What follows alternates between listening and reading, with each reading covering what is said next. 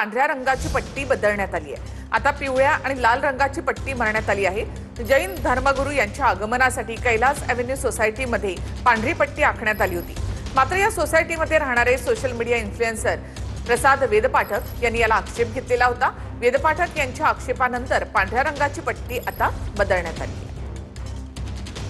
चातुर्मास निमित्त जैन धर्मांमध्ये पाहिलं तर जैन मुनींना ज्या सोसायटीमध्ये बोलवलं जातं त्यांचा आदर सत्कार केला जातो। मात्र आपण अशा सोसायटीमध्ये आहोत ती घाटकोपर या सोसायटीमध्ये पाहायला गेलं तर या जैन मुनी हे येणार होते। त्या अगोदर त्या ठिकाणी जे पायवाट आहेत, फ्लेवर ब्लॉक आहेत, त्याच्यावरती पांढरा रंग मारण्यात आला होता। प्रकारचा पांढरी पट्टी मारणं हे अयोग्य असल्याचं प्रसाद वेदपाठक यांनी सांगितलं होतं आणि सोसायटीची मीटिंग झाल्यानंतर आता पुन्हा जे फ्लेवर ब्लॉक आहेत पिवळ्या आणि लाल रंगाचे त्याच रंगाचा रंग या पांढऱ्या पट्टीवरती चढवण्यात आलेला आहे।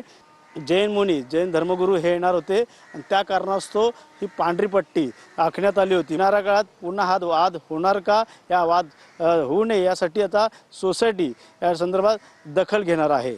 कॅमेरामन अजयसह गणेश सुराट, TV9 मराठी, घाटकोपर।